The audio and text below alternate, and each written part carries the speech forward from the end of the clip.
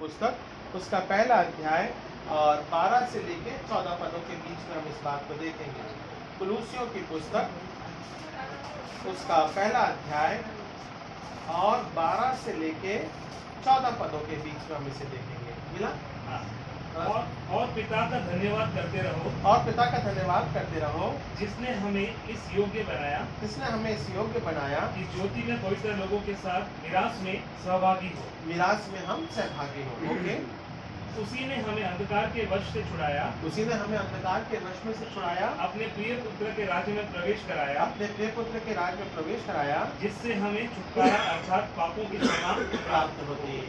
सो परमेश्वर हमको हमारा क्षमा देने वाला परमेश्वर है, हमारे पापों को अपराधों को क्षमा देने वाला हमारा परमेश्वर है ना। सो परमेश्वर हमको और आपको क्या बोलता है क्षमा के बारे में या छुटकारे के बारे में। हम और आप इन 40 दिनों के माध्यम के द्वारा जब जुड़ते हैं, हम निरंतर अपने जीवन से और विशेष रूप से खाली इस 40 दिनों के दौरान हम ये कहते हैं परमेश्वर मेरी संगति जो है वो तुझ में बहुत अधिकाई से इसी प्रकार से बनी रह सके, है ना। साल तो मौका देता है परमेश्वर, जीवन भर का ये समय रहता है, और ये 40 दिन कुछ विशेष है जहाँ पे हम और आप मसीह की संगति में अपने जीवन को बनाए रखते हैं, और छुटकारा देने वाला या क्षमा देने वाला वही एक हमारा परमेश्वर है, या आत्मिक जीवन में निरंतर हमारे बंध में विश्वास की संगति में बनाने वाला केवल वही हमारा प्रभु यीशु मसीह है। इसे हम अंगीकार करते हैं, है ना। इन 40 दिनों में मुख्य रूप से हम करते हैं, और इस प्रकार से हम प्रार्थना या उपास के माध्यम के द्वारा भी अपने जीवन को ठहराते हैं। तो मसीह हमारा छुटकारा देने वाला परमेश्वर है। इस बात को अगर हम समझेंगे तो हम कुछ बातों के माध्यम के द्वारा समझेंगे। तो पहली बात क्या बोलता है यहाँ पे, अगर मैं आपके लिए पढ़ दूं कुलूसियों की पुस्तक उसका पहला अध्याय, उस कुछ बातों में खाली इस कुछ बातों को मैं पढ़ लेता हूँ। और पिता का धन्यवाद करते रहो जिसे हमें इस योग्य बनाया कि ज्योति में पवित्र लोगों के साथ मिरास में हम सहभागी हो। मिरास का मतलब होता है उसके स्वर्गीय राज्य में, या फिर उसके अनुग्रह में, या उसके राज्य में, है ना। मिरास का मतलब होता है एज पर द जनरेशन, हम क्या है, हम सब उसके मिरास में हम सहभागी होने पाए, है ना। जनरेशन टू जनरेशन, या कह सकते हैं वो जो उसका मिरास है, वो जो है वो किंगडम जो है, वो राज्य जो है वो निरंतर परमेश्वर की आत्मा के माध्यम के द्वारा स्थिर है, ठहराया हुआ है, और परमेश्वर चाहता है कि हम उसके मिरास के सहभागी होने पाए। जैसे कि जिस प्रकार से आपने एक घर बनाया है, इस घर को बनाने के बाद में आप ये चाहते हैं इसमें कोई और दूसरा ना रहे, इसका जो वारिस है, इसके जो मिरास का जो भागी है, वो जनरेशन टू जनरेशन इस घर में बना रहने पाए। इसे कहते हैं मिरास के सहभागी होना, है ना। जनरेशन टू जनरेशन या एजेस टू एजेस, या बच्चों दर बच्चों या बच्चों के बच्चे में भी ये घर इसी प्रकार से बना रहेगा, और ये उनकी मिरास का कारण रहेगा, अधिकार का कारण रहेगा, राज्य का कारण रहेगा, स्थान का कारण रहेगा, रहने का कारण रहेगा, प्रेम का कारण रहेगा, घराने का कारण रहेगा, मेहता परिवार के साथ में उन्नति का कारण ठहरेगा, है ना। इसे कहते हैं मिरास के सहभागी होना। सो मसीह हमें क्या करता है, अपना लहू जब उसने बहाया,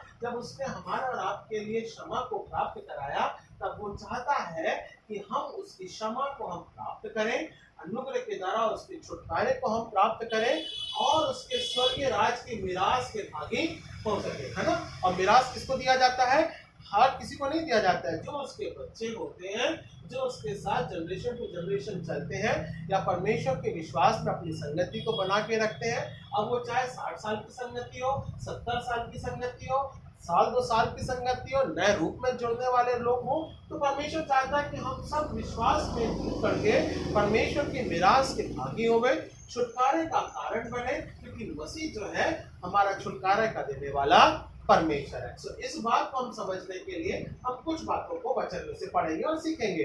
पहली बात लिखा है यूहन्ना लूका की पुस्तक उसका 19वां अध्याय और 10वां पद, छुटकारे के बारे में और परमेश्वर की मिरास में हम सहभागी होने पाते हैं। पहली बात वो हमारे और आपके लिए लिखता है लूका की पुस्तक उसका 19वां अध्याय और 10वां पद, क्योंकि मनुष्य का पुत्र खोए हुओं को ढूंढने और उनका उद्धार करने आया, और उनका उद्धार करने के लिए आया, है ना। विरास के भागी या छुटकारे के भागी हम कब ठहरने पाते हैं, क्योंकि परमेश्वर ने ये चाहा, या परमेश्वर की योजना इस प्रकार से रही, या प्रभु यीशु मसीह के जीवन से इस बात का प्रकटीकरण हुआ कि मनुष्य का पुत्र जो है प्रभु यीशु मसीह है, जो खोए हुए हैं, जो भटके हुए हैं, ना।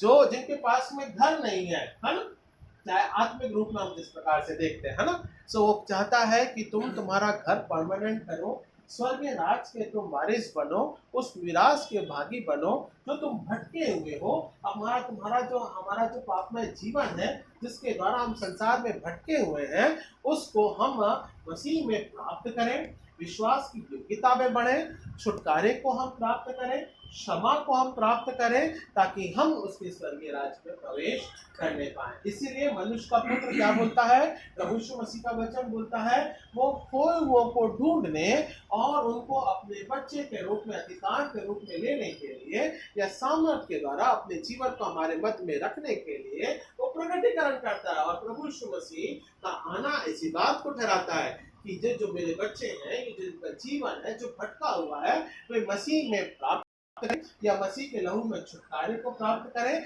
और हम और आप उसके मिरास के भागी होने पाए, है ना। सो प्रभु यीशु मसीह हमें ढूंढता है, हमें खोजता है ना। आप एक अंधकार में जब रहते हैं तो टॉर्च लगा के आप कुछ चीजों को खोजते है ना।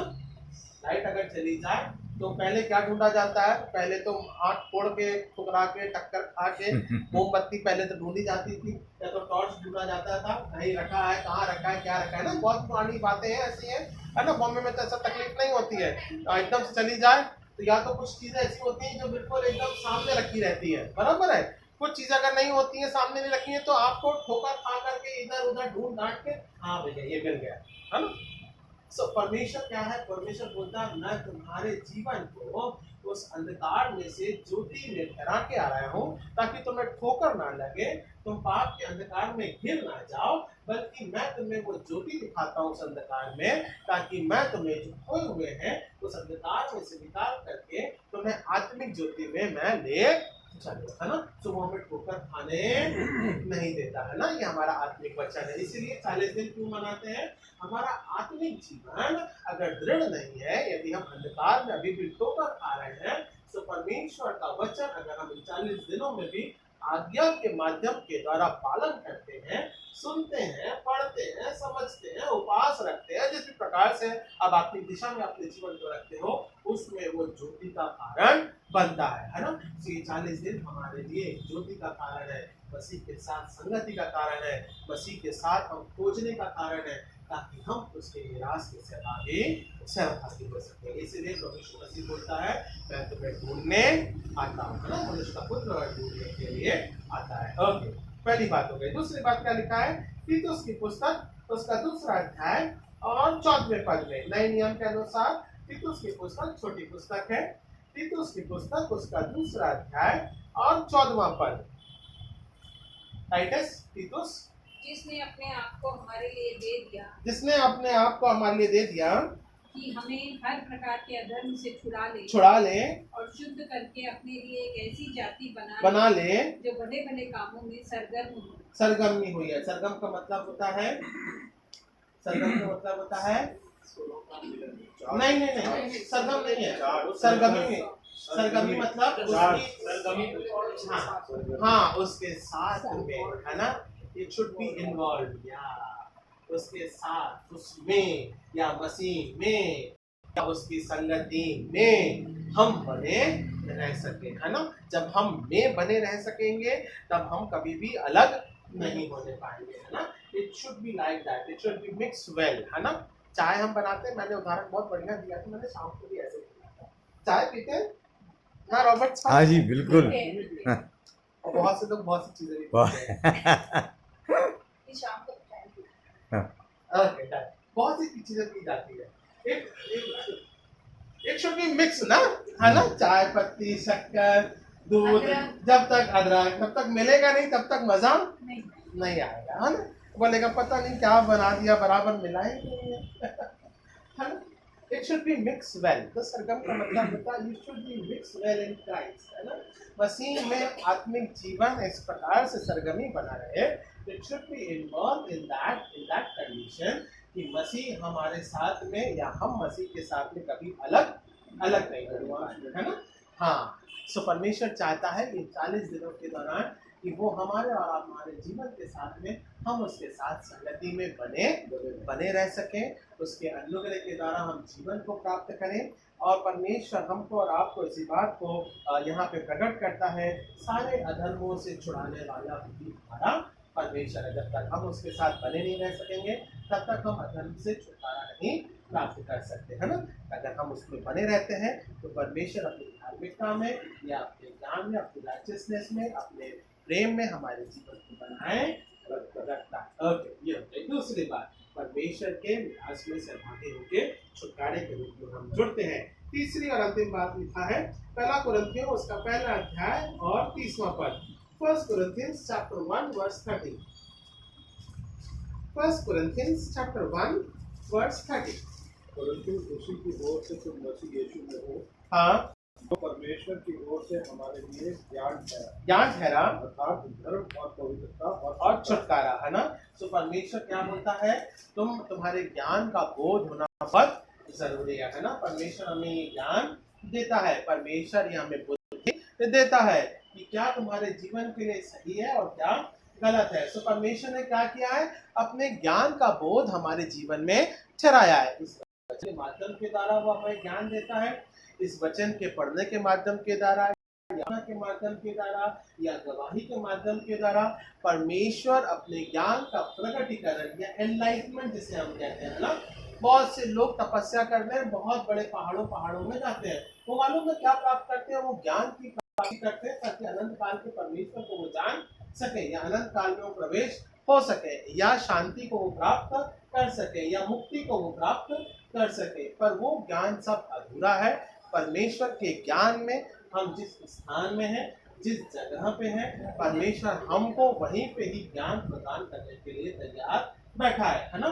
फर्क ये होता है कि हम किस प्रकार से परमेश्वर को पढ़ते हैं, समझते हैं, जानते हैं। इस प्रार्थना के माध्यम के द्वारा हम किस प्रकार से अपने जीवन को दृढ़ करते हैं, यही हमारे लिए डिफरेंस है और कोई दूसरा डिफरेंस नहीं है। तो परमेश्वर को जानना, उसके ज्ञान का बोध होना, परमेश्वर कहता है मैं तुम्हें ऑलरेडी दिया हुआ है, आई हैव गिवन ऑलरेडी, है ना। मैंने तुम्हें नॉलेज, बुद्धि, ज्ञान सभी बातें इस प्रकार से दी हुई हैं। पर तुम्हारा परमेश्वर का वचन क्या बोलता है, परमेश्वर का वचन बोलता है कि तुम्हारा जीवन इस प्रकार से होना चाहिए ताकि तुम उस ज्ञान के अनुसार चल सको, उस ज्ञान की संगति में बने रह सको। परंतु उसी की ओर से तुम्हें यीशु मसीह में हो जो परमेश्वर की ओर से हमारे लिए ज्ञान ठहराता है, अर्थात धर्म और पवित्रता और छुटकारे का, है ना। ये तीन ज्ञान परमेश्वर हमें देता है।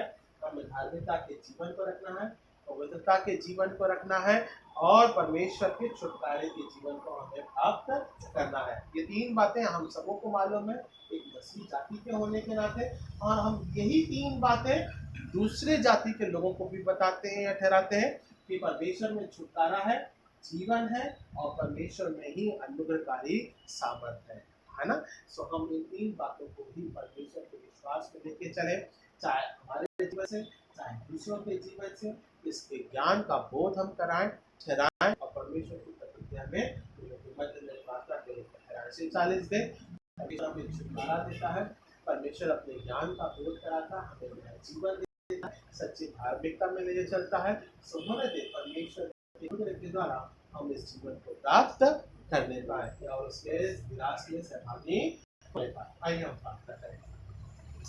महान और जितने अनुग्रहकारी पिता परमेश्वर, प्रार्थना करते हैं पिता इस समय के दौरान पिता परमेश्वर आपकी दया और आपका अनुग्रह पिता परमेश्वर सदा इसी प्रकार से पिता इस समय के दौरान पिता परमेश्वर हमारे आने चलते हैं पिता परमेश्वर विधि के लिए नपुटों के लिए हम प्रार्थना करते हैं पिता परमेश्वर। अनुग्रह के द्वारा अपने छू और स्पर्श कर अपने ज्ञान के बोध के तहत पिता परमेश्वर निराश के सहभागी होने के नाते पिता परमेश्वर क्योंकि आपने जीवन की अगुवाई करना पिता प्रार्थना करते पिता। मसीह का लहू हमें छुटकारा प्रदान करता पिता परमेश्वर और अपने पवित्रता में रखता है। तो हम धन्यवाद धन्यवाद धन्यवाद देते हैं। प्रार्थना करते पिता परमेश्वर हम उसके संगति में बने रहने पाएँ, उसकी दया में उसके अनुग्रह में हम बने रहने पाएँ पिता परमेश्वर। और ये केवल इसी बात को दिखाता है कि प्रभु यीशु मसीह का लहू निरंतर हमारे जीवन को छुटकारा छुटकारा और छुटकारा प्रदान करता है। प्रार्थना करते पिता अनुग्रह के द्वारा जब कलीसिया आपके साथ गुजरती है तो हम भाई और बहन पिता परमेश्वर की आराधना प्रार्थना करते पिता। इस समय के दौरान जो उदास रखते हैं पिता परमेश्वर पिता अनुग्रह के द्वारा उनके आत्मिक जीवन को आप सुरक्षा प्रदान करें, दया प्रदान करें, अगुवाई प्रदान करें और अपने सामर्थ्य में चलें। राजाओं के राजा, प्रभु के प्रभु सब उनकी करते हैं। छुआ और स्पर्श कर अपनी दया, अपने प्रभुत्व में, अपने अनुग्रह में लेके चलना पिता।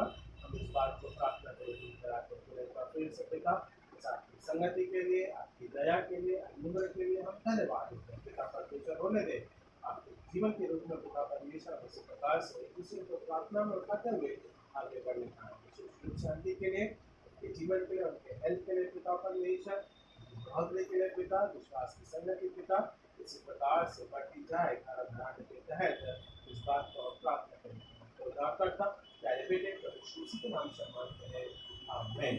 हमारे बाप जो आसमान पे है, तेरा नाम पाक माना जाए, तेरी बादशाह आए, तेरी होती है जमीन पर भी हो। इस प्रकार से हमारे मसीहाने को मांगते हैं,